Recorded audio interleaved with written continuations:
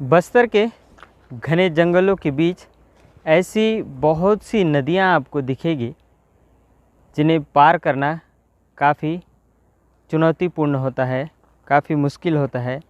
यहाँ के आदिवासी नाव के सहारे इस नदी नाले को पार करते हैं।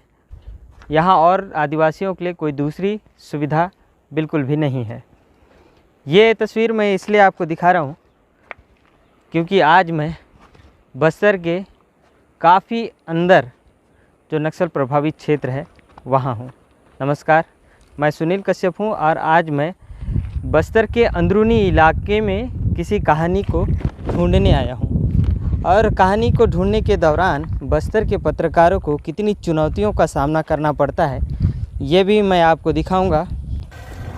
जब हम इस कहानी को करने के लिए निकले थे तो हम 4 पहिया के माध्यम से निकले। कुछ दूर तक वो गाड़ी चली, फिर उसने हमारा साथ छोड़ दिया। फिर यहाँ के कुछ पत्रकार साथियों के द्वारा हमें मोटरसाइकिल की मदद मिली और मोटरसाइकिल के माध्यम से हम आगे का सफ़र तय करते हुए यहाँ तक पहुँचे हैं। ये काफ़ी अंदर है, नक्सलियों का कोर इलाका इसे कहा जा सकता है।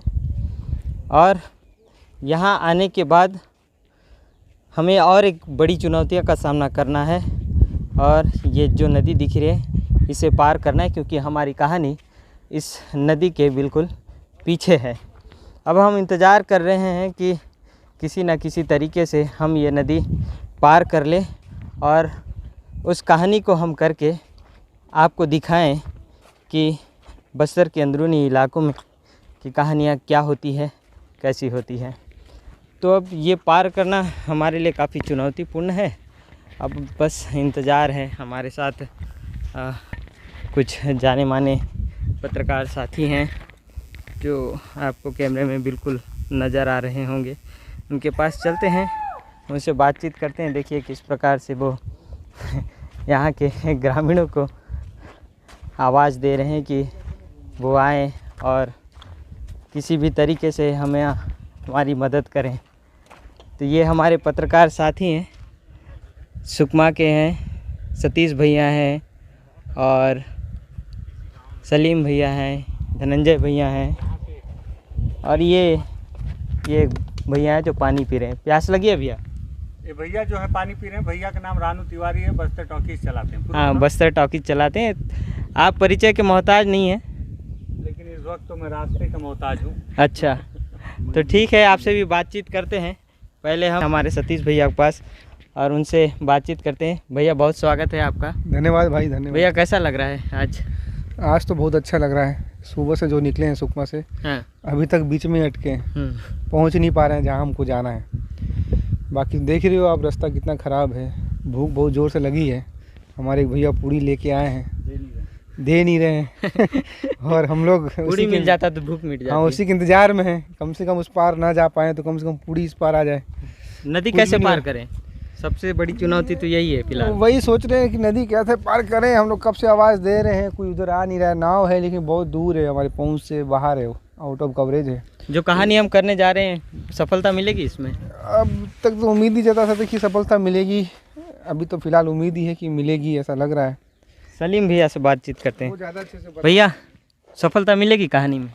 जी ज़रूर मिलेगी सफलता। इंतज़ार कर रहे हैं कोई ऐसा फरिश्ता आ जाए जिसके बाद हम नदी के उस पार जाएं और जिस काम के लिए आए हैं वो काम मुकम्मल हो। चुनौती क्या क्या थी आज? चुनौती तो पूरी बस्तर में चुनौती है, पत्रकारिता चुनौती है, कोई उसको नज़रअंदाज तो नहीं कर सकते, लेकिन पत्रकारिता ही चुनौती है। तो काम है, काम करना पड़ेगा और काम कर रहे हैं और रोमांच भरा सफ़र। बिल्कुल रोमांच भरा सफ़र है। भले ही हमारा देश 75वां आज़ादी का वर्ष मना रहा है और अमृत महोत्सव के रूप में मना रहा है, लेकिन आज़ाद भारत में ऐसे भी इलाके हैं जहाँ विकास पहुँचने से पहले ही दम तोड़ देता है।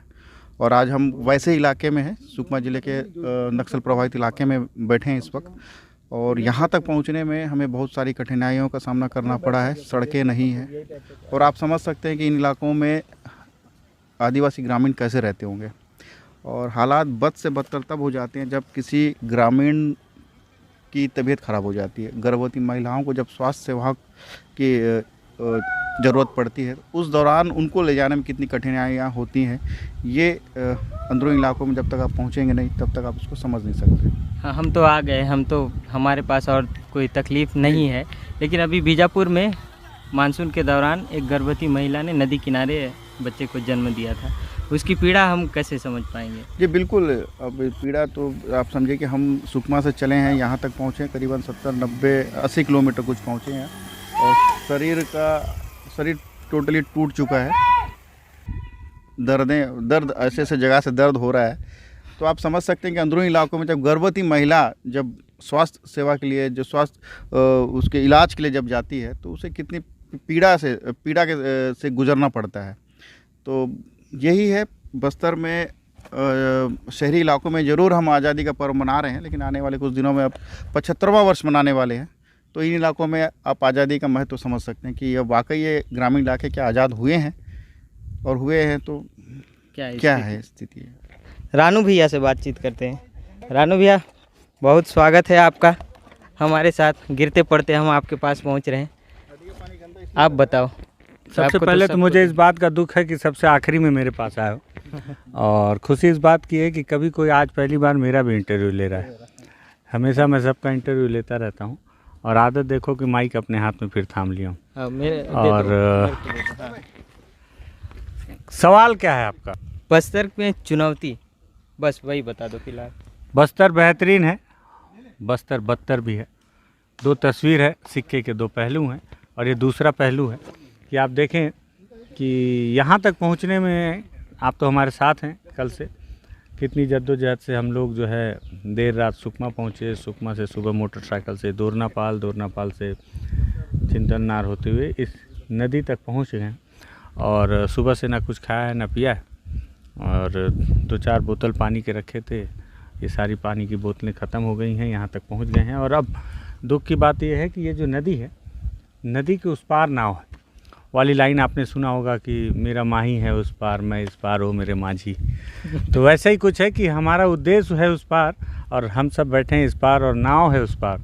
अब पता नहीं माझी हमारी आवाज़ सुनेगा कि नहीं, और सुन भी लेगा तो आएगा कि नहीं, आएगा तो हमें ले जाएगा कि नहीं। कई ऐसे सवाल हैं जिसके जवाब आने वाला वक्त बताएगा। लेकिन ये जो सवाल है, ये आपको हर रिपोर्टिंग के दौरान जब आप बस्तर के अंदरूनी इलाकों की वो कहानियाँ लेकर सामने आने की कोशिश करते हैं, जो कहानियाँ अक्सर दफन कर दी जाती, तो उन दफन की हुई कहानियों को खोद के निकालने में जो जद्दोजहद होती है, वो जद्दोजहद हम कर रहे हैं। और आपको हर रिपोर्टिंग में इस तरह की जद्दोजहद करनी ही पड़ती है, और हर कहानी में ऐसी चुनौतियाँ आती हैं। और बिना चुनौतियों की जो कहानियाँ होती हैं, दरअसल वो आंकड़ों के बेस पे तैयार एक कहानियाँ होती हैं, कहा जाता है जिन्हें टेबल डिस्पैच कहानियाँ होती हैं। और जो ग्राउंड रिपोर्टिंग की बात करते हैं, ये ग्राउंड रिपोर्टिंग है। जब हम बैठे रहते हैं तो हम सुनते हैं कि सुरक्षा बल के जवान यहाँ गश्त करते हैं, गश्त के दौरान उनका जो पैर है वो स्पाइक्स में पड़ जाता है, आईडीज़ में पड़ जाता है। इससे कैसे बचें, और ये कितना हमारे लिए ख़तरनाक साबित हो रहा है? देखिए, तो किस्मत वाली बात है। मतलब ऐसा नहीं है कि स्पाइक होल लगाया गया है और आईडी बम जो लगाए गए हैं वो केवल जवानों के लिए। कई दफ़े ऐसा होता है कि उसकी जद में जानवर चपेट में आ जाते हैं, ग्रामीण चपेट में आ जाते हैं। तो आप भी आ सकते हैं, और बाई लक आप चलते हैं यहाँ पे। किस्मत अच्छी है तो आप उसके बगल से चले जाएंगे, और बुरी किस्मत हो तो शायद आपका पैर पड़ जाए। हालांकि अब तक ऐसी कोई दुर्घटना आई नहीं है कि कोई पत्रकार किसी आईडी बम या स्पाइक होल की चपेट में आया हो। अमूमन होता ये है कि जब आप बहुत अंदरूनी इलाकों में जाते हैं तो आपको ग्रामीणों का बहुत सहयोग मिलता है, जो आपको सही सलामत रास्ते से आपके लक्ष्य तक पहुंचाने में आपकी मदद करते हैं। लेकिन अभी तो हमारे साथ एक भी ग्रामीण नहीं है। ये भी बाई लक है कि आज हमारे साथ कोई ग्रामीण नहीं है, और यही वजह है कि हम यहाँ पे फंसे हुए हैं। अगर कोई ग्रामीण होता तो अब तक हम इस नदी को पार कर गए होते। बहुत धन्यवाद आपका। तो ये हमारा सफ़र है, आगे भी ये जारी रहेगा, और उम्मीद करते हैं कि अब से कुछ ही देर बाद, या फिर कहें कि कई समय बीतने के बाद हम आगे उस नदी को पार करेंगे, और निश्चित रूप से वो कहानी जिसके लिए आज हमने सफ़र शुरू किया है उसका अंत करेंगे। धन्यवाद।